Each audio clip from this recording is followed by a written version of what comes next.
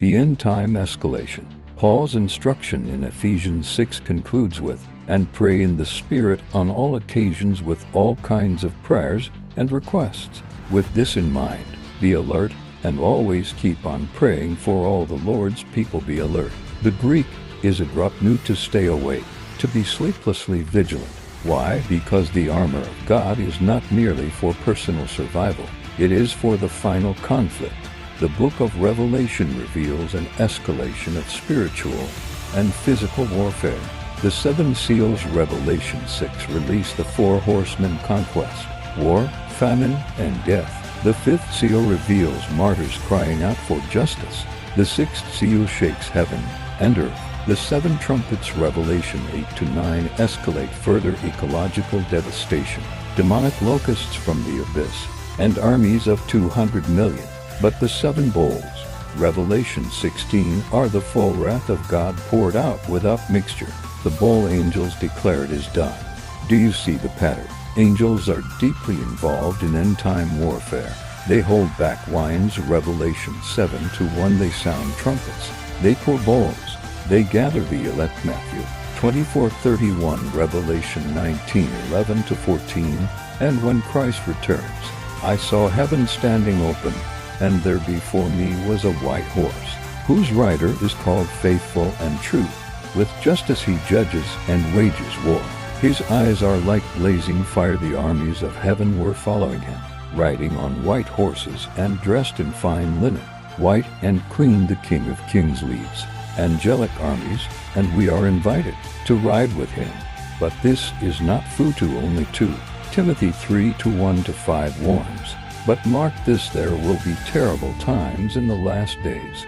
People will be lovers of themselves, lovers of money, boastful, proud, abusive, disobedient to their parents, ungrateful, unholy, without love, unforgiving, slanderous, without self-control, brutal, not lovers of the good, treacherous, rash, conceited, lovers of pleasure rather than lovers of God, having a form of godliness but denying its power. Having a form of godliness but denying its power.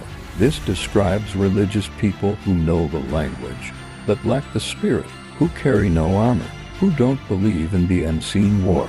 1 Timothy 4:1 adds, the Spirit clearly says that in later times some will abandon the faith and follow deceiving spirits and things taught by demons. The deception will be supernatural. The delusion will be strong too.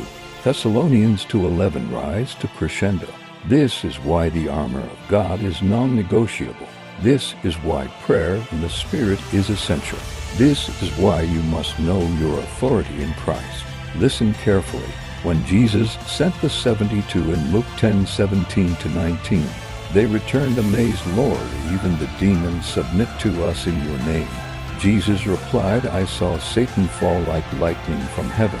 I have given you authority to trample on snakes and scorpions and to overcome all the power of the enemy. Nothing will harm you. I have given you authority.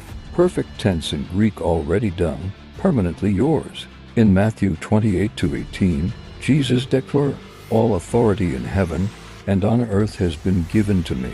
Then he commissions you to go in that authority. Strong emphasis, you are not a victim. You are not helpless. You are a son or daughter of the Most High, seated with Christ in heavenly authority. When you pray, angelic mobilization happens. When you speak the word, darkness trembles. When you worship, strongholds crack. James 4:7 submit yourselves then to God, resist the devil, and he will flee from you. Resist.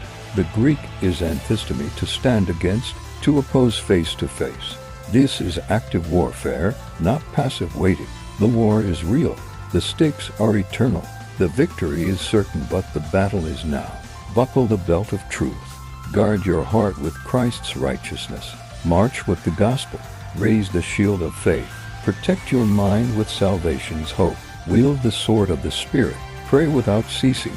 And remember, Michael prevailed not by his own strength, but by the power of the one he served. You carry that same name. Revelation 12:11. They triumphed over him by the blood of the Lamb and by the word of their testimony.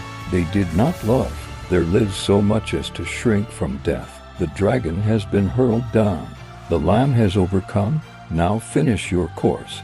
Put on the full armor of God. Ephesians 6:11. If this message stirred your spirit, subscribe for more deep biblical teaching.